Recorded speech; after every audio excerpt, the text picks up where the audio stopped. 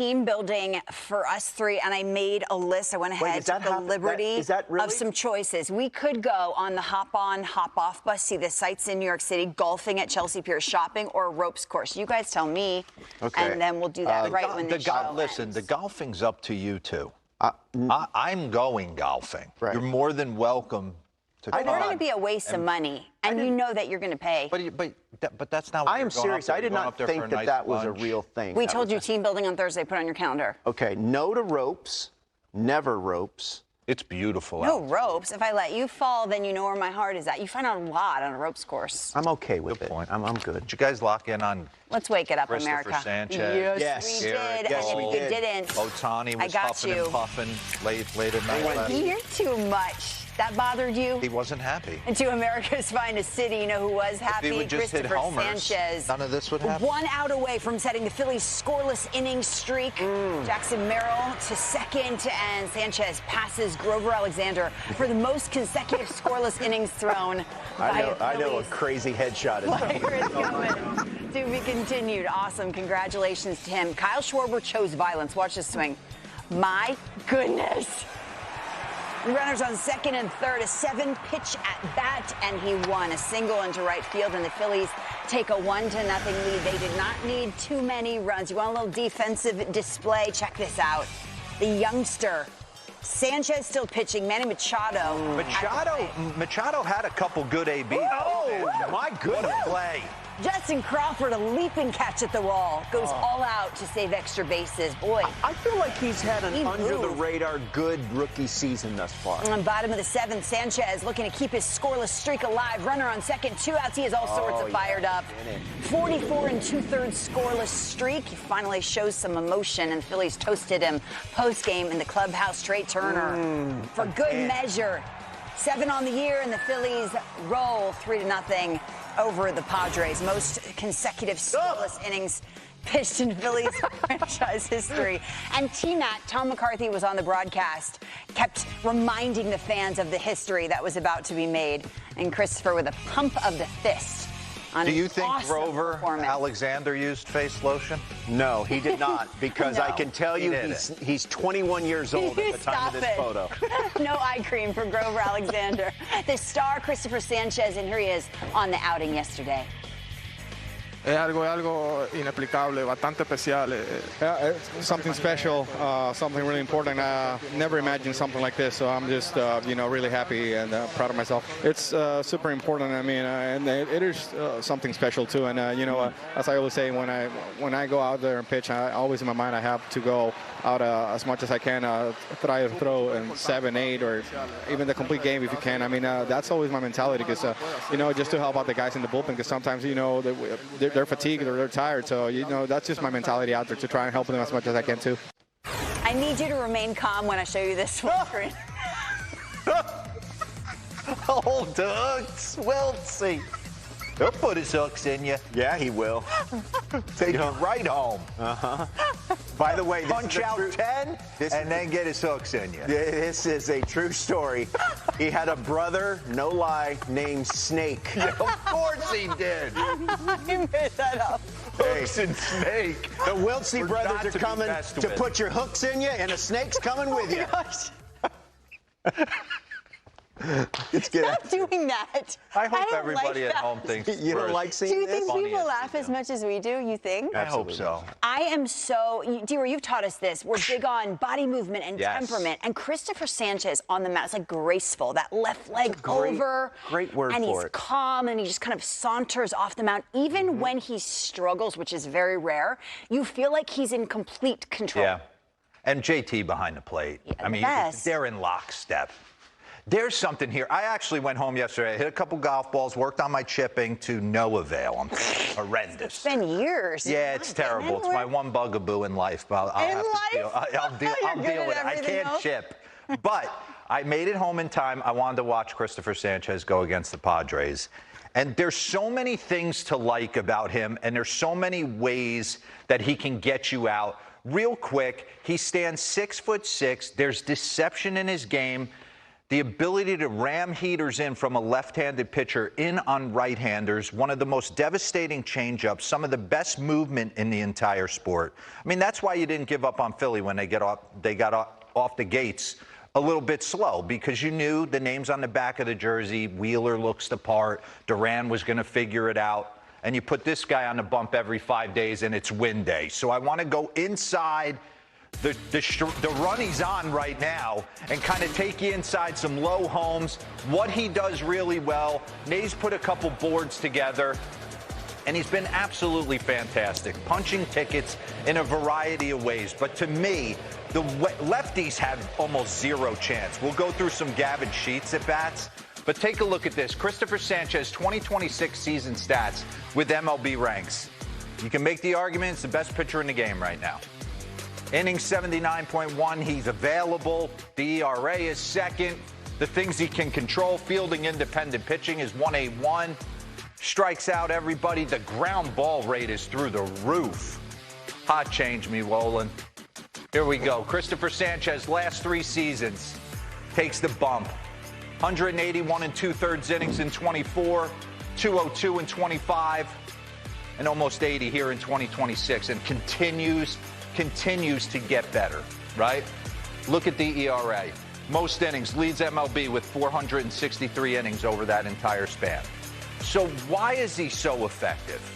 All right? Let me see a side angle. Pause this real quick. Okay. He's got a little bit of a short arm to him. He's 6'6". He has elite extension and elite stuff. When I first got to the big leagues, you're facing guys that kind of fall in that. I know pitchers in today's game are huge, but the stock is like 6'2" to 6'4", right? That's what you're practicing off of your whole life. That's what you're seeing. And then all of a sudden, Randy Johnson gets on the mound, and he's 6'10", and it almost looks like he's handing the ball to the catcher. And we didn't have a metric for it. We didn't know the extension back in the day, stuff plus back in the day, induced vertical break. That's late life back in the day for us. He creates all of that. 6'6", run this. A little deception in his game, a little short army, hides it behind his head, and then the ability to throw that two-seam sinker in on right-handed hitters and to expand the plate against the left-handed hitters. And we're going to go through some at-bats here, but he creates a massive problem.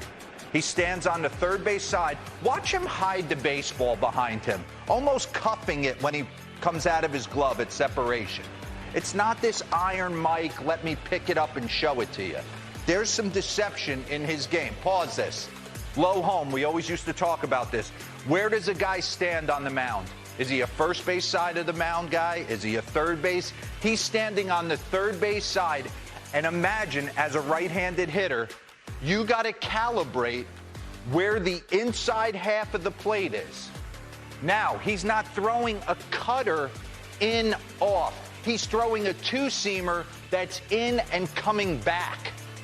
So it's like this paralyzing pitch to a right-handed hitter, and you don't see it very often. Run this. So he's got deception, and you got to make a decision. Is that going to be in, out, up, down? There's a lot to take in. And then look at the nasty movement on that changeup. That presents two-seam movement. It looks like his sinker coming out of his hand, and he's able to tunnel it. Stuff plus leaders this season.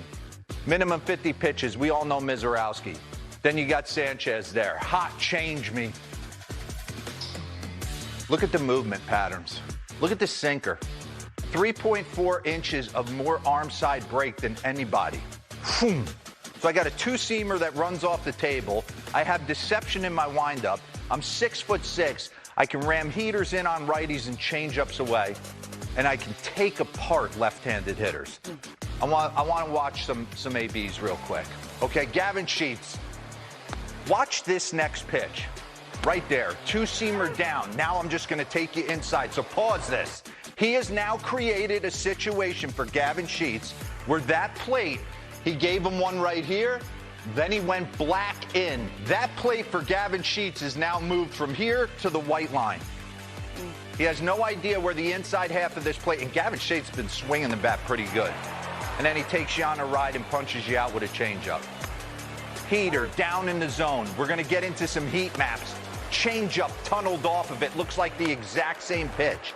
Change-up again. Change-up again. Run that back for me, because this is the separator pitch. How many lefties? Pause this. First off, look at JT Realmuto. He is set up under Xander Bogaerts' armpit and leaning inside, creating that visual for the umpire.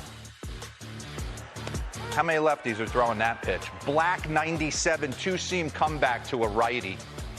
You're waiting for the changeup away. You're trying to cover just so much. Watch him take Miguel Andujar on a ride. You miss your cookie, changeup away.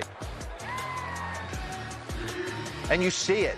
You search for laces. That looks like a two-seamer coming out of his hand, and it's his changeup. Again, Andujar. All right, you got him. Heater away right here.